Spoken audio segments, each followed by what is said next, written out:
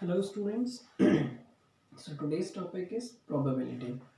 Probability start करने से पहले मैं कुछ चीज़ें आप लोगों को बता दूं कि probability जो टॉपिक है वो ना सिर्फ आपके 10th लेवल 12th के पॉइंट ऑफ व्यू से इम्पोर्टेंट है, बल्कि आप अपने आने वाले जीवन में जितने भी कॉम्पिटिटिव एग्जाम्स फेस करेंगे प्रोबेबिलिटी उसका एक इम्पॉर्टेंट पार्ट है। तो आइए समझते हैं हम इसको। हो सकता है जितना डिटेल में जाकर समझने की कोशिश करें उतना डिटेल में पढ़ने की कोशिश करेंगे।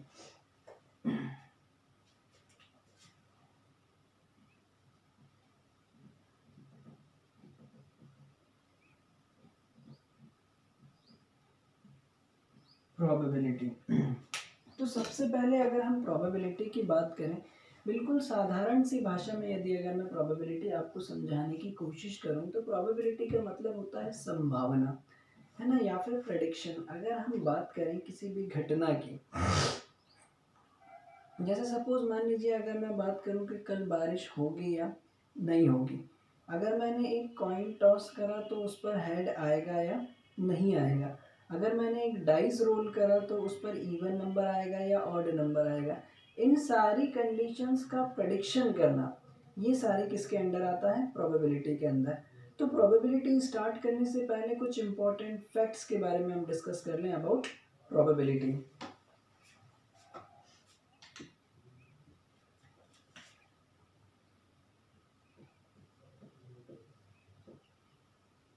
Some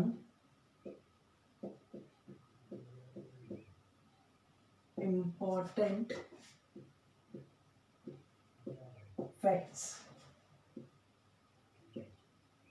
about probability। तो सबसे पहले फैक्ट की अगर हम बात कर लें तो probability never be negative.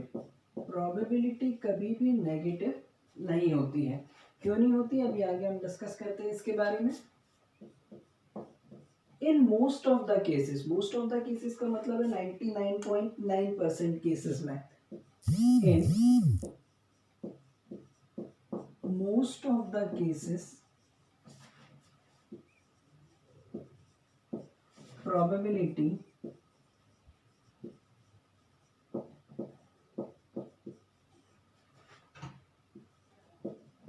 lie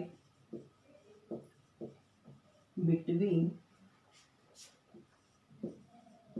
0 and 1। इसका मतलब यह है कि मैक्सिमम केसेस में जो प्रोबेबिलिटी है वो 0 और 1 के बीच में ही लाई करती है। अच्छा, एक चीज तो क्लियर है कि जब अगर प्रोबेबिलिटी 0 और 1 के बीच में लाई करती है तो इसका मतलब यह है कि प्रोबेबिलिटी कभी 0 से नीचे नहीं जाती है। अगर वो 0 से नीचे नहीं जाती, इसका मतलब क्लियर है कि प्रोबेबिलिटी कभी भी नेगेटिव नहीं होगी।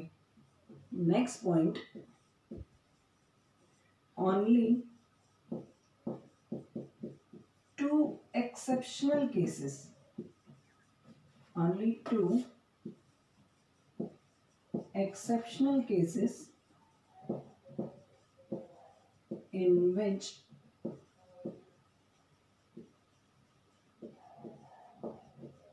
probability is exactly 0 and exactly 1। केवल दो ही ऐसे अपवाद केसेस होते हैं जिनमें प्रोबेबिलिटी या तो एग्जैक्टली 0 होती है या फिर एग्जैक्टली 1 होती है। जैसा कि मैंने आपको सेकंड पॉइंट में बताया, ये सारे के सारे पॉइंट्स एक दूसरे से इंटर रिलेटेड है, इसीलिए इन सारी चीज़ों को बहुत अच्छे से समझते चलिएगा। मैंने जैसा कि आपको सेकंड पॉइंट में डिस्कस किया कि in most of the cases probability lie between 0 and 1। इसका मतलब ये है कि प्रोबेबिलिटी 0 और 1 के बीच में लाई करती है। यानी कि अब मैंने लिखा कि मोस्ट ऑफ द केसेस, इसका मतलब मैंने ये भी बोला कि 99.9% केसेस में प्रोबेबिलिटी 0 और 1 के बीच में लाई करती है। केवल ऐसी दो अपवाद घटनाएं होती हैं जिनमें प्रोबेबिलिटी या तो एग्जैक्टली 0 हो जाती है या फिर एग्जैक्टली 1 हो जाती है। इवेंट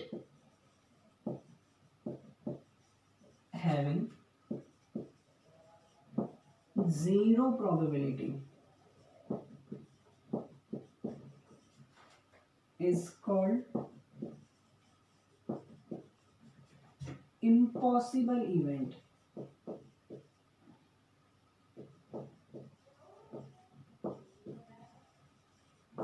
ऐसे इवेंट जिनकी प्रोबेबिलिटी जीरो होती है, ऐसे इवेंट को हम क्या बोलते हैं? इम्पॉसिबल इवेंट, यानी कि उनका होना असंभव है। Event having one probability is called sure event. ऐसे इवेंट को हम क्या बोलते हैं? Sure event. तो यहाँ पर ये मैंने 5 पॉइंट्स डिस्कस करे आप लोगों से, फटाफट में इसका एक बार एक्सप्लेनेशन आप लोगों को और दे देता हूँ। Probability never be negative, probability कभी भी नेगेटिव नहीं होती है।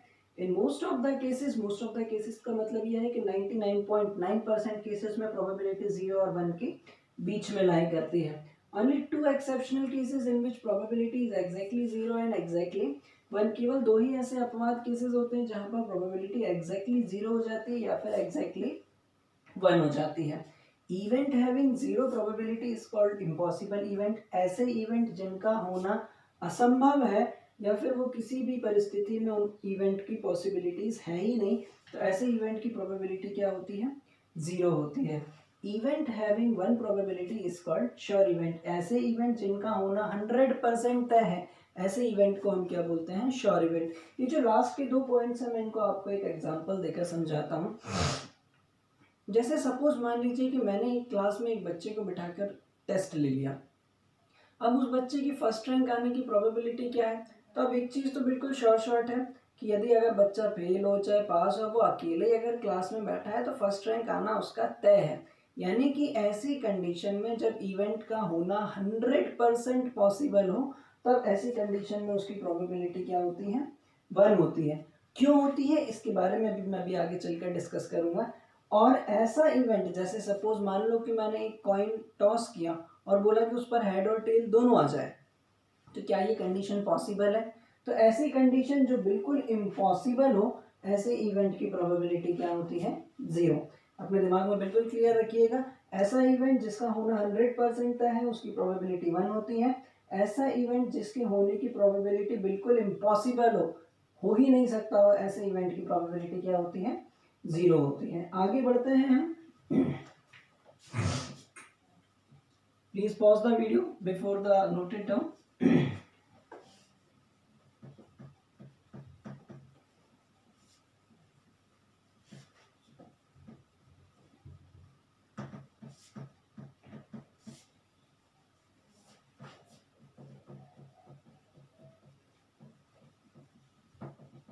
अब हम बहुत छोटी क्लासेस से पढ़ते आ रहे हैं कि प्रोबेबिलिटी बराबर होता क्या है। तो सबसे पहले हम ये जानते हैं कि probability is equals to number of favourable outcomes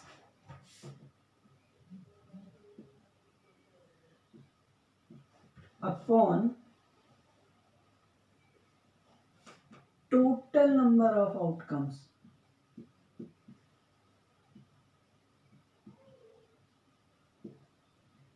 अब जब अगर हम इसकी बात करेंगे, हमें बहुत छोटी क्लासेस से पढ़ाना स्टार्ट कर दिया जाता है, जहाँ तक मुझे ध्यान आ रहा है तो शायद 8th क्लास से ये जो टॉपिक है वो मैथ्स में कवर होने लगता है। और सबसे पहले ही जब प्रोबेबिलिटी की शुरुआत होती है तो पहला फॉर्मूला यही यूज किया जाता है। प्रोबेबिलिटी बराबर क्या होता है? Number of favourable outcomes upon total number of outcomes. तो सबसे पहले इस चीज को डिटेल में जाने से पहले मैं आप लोगों को बता दूं कि प्रोबेबिलिटी किसी भी इवेंट की जो होती है वो एक फ्रैक्शन होता है, जिसमें जो न्यूमरेटर होता है वो होता है नंबर ऑफ फेवरेबल आउटकम्स और जो डिनोमिनेटर होता है वो कहलाता है टोटल नंबर ऑफ आउटकम्स। तो अब सबसे पहला क्वेश्चन हमारे दिमाग में ये आता है कि आउटकम्स क्या होते हैं। जैसे अगर मैं बात करूं कि किसी भी इवेंट की, अगर मैंने एक कॉइन टॉस किया, अगर मैं कॉइन के केस की बात करूं एक कॉइन टॉस करने पर मुझे कितने आउटकम्स मिलेंगे, या तो हेड मिलेगा या फिर टेल मिलेगा। एक और एग्जांपल मैं ले लेता हूँ, जैसे अगर मान लो मैंने एक डाइस रोल करा, तो यहाँ पर हमारे पास कितनी कंडीशंस पॉसिबल है, या तो है 1 आएगा या 2 आएगा या 3 आएगा या 4 आएगा या 5 आएगा या 6 आएगा। यानी कि उस इवेंट से जितनी भी पॉसिबिलिटीज होती हैं वो सारे क्या कहलाते हैं, हमारे पास आउटकम्स कहलाते हैं। ठीक है, अब यहाँ पर मैं एक और प्रैक्टिकल एग्जांपल लेकर आपको समझाने की कोशिश करता हूँ। जो भी पॉइंट्स मैंने अभी पहले आप लोगों से डिस्कस करे, हमने बहुत छोटी क्लासेस में ये पढ़ा है। जब हमने फ्रैक्शन पहली बार पढ़ा तो फ्रैक्शन में दो चीज़ें होती हैं, पहला न्यूमरेटर और दूसरा डिनोमिनेटर। और हमें ये चीज़ बहुत अच्छे से मालूम है कि न्यूमरेटर जो है, जब कभी भी न्यूमरेटर डिनोमिनेटर से छोटा होगा तो वैल्यू हमें हमेशा क्या मिलने वाली है, लेस देन 1। जब कभी भी न्यूमरेटर डिनोमिनेटर से छोटा होगा तो वैल्यू हमें हमेशा क्या मिलने वाली है, लेस देन 1। और ऐसी कंडीशन जहां पर न्यूमरेटर और डिनोमिनेटर दोनों बराबर हो गए, when numerator is equals to denominator, तो रिजल्ट में हमें हमेशा क्या मिलने वाला है, 1। ठीक है, और ऐसी कंडीशन व्हेन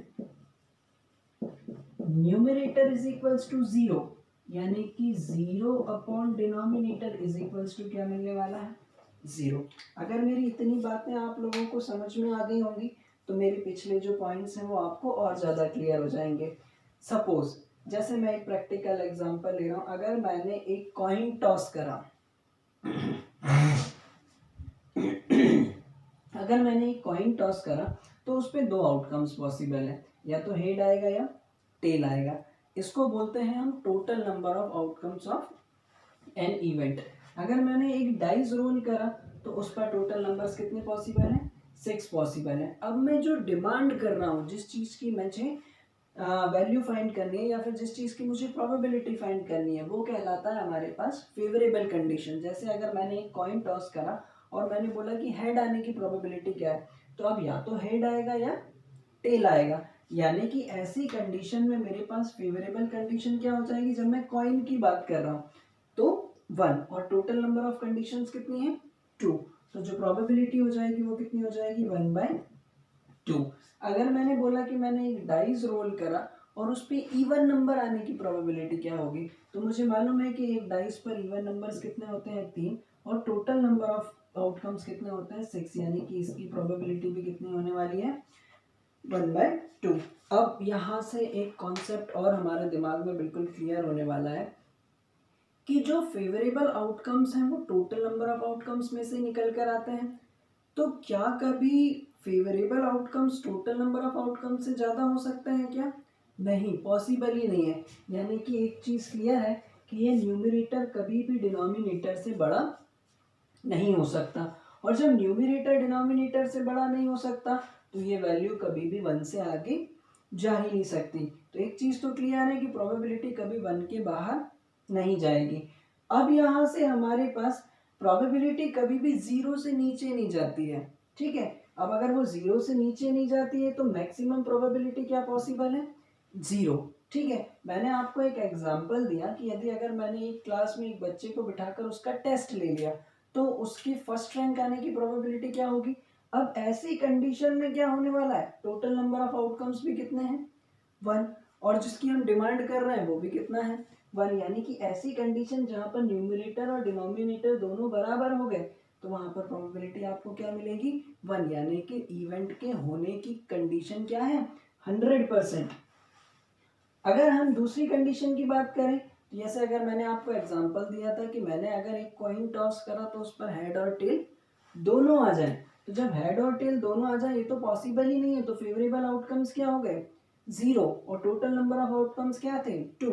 तो हमें डिनोमिनेटर की तरफ देखने की जरूरत ही नहीं है, क्योंकि किसी भी फ्रैक्शन में जब न्यूमरेटर में 0 आ जाए तो ऐसी कंडीशन में वैल्यू क्या मिलने वाली है, 0। तो यहाँ से एक चीज़ और मैं फटाफट आप लोगों को पांचों पॉइंट्स एक बार फिर से दोबारा समझाता हूँ। यहाँ से इतनी चीज़ें समझने के बाद आपको सारी की सारी पॉइंट्स मेरे क्लियर हो जाएंगे। पहला पॉइंट्स मैंने बोला कि प्रोबेबिलिटी कभी भी नेगेटिव नहीं हो सकती, प्रोबेबिलिटी क्योंकि जीरो से नीचे जाना संभव ही नहीं है, इसीलिए प्रोबेबिलिटी कभी भी नेगेटिव नहीं होती है। मैंने कहा कि मैक्सिमम केसेस में प्रोबेबिलिटी 0 और 1 के बीच में लाई करती है। एग्जैक्टली केवल दो ही अपवाद केसेस ऐसे हैं कि जहाँ पर प्रोबेबिलिटी एग्जैक्टली 0 होगी या फिर एग्जैक्टली 1 होगी। तो ऐसी कंडीशन में जो बाकी कंडीशन जो बच रही है उसमें प्रोबेबिलिटी 0 और 1 के बीच में लाई करेगी। केवल दो अपवाद कंडीशन होती है जहाँ पर प्रोबेबिलिटी एग्जैक्टली 0 होती है या फिर एग्जैक्टली 1 होती है। तो अब प्रोबेबिलिटी कहाँ पर 0 होती है और कहाँ पर 1 होती है, ये दोनों ही चीजें मैं आप लोगों को समझा चुका हूँ। मैं अगले कॉन्सेप्ट की तरफ आगे बढ़ता हूँ, इसके पहले मुझे ये सब रफ करना पड़ेगा। So please pause the video before you note it down.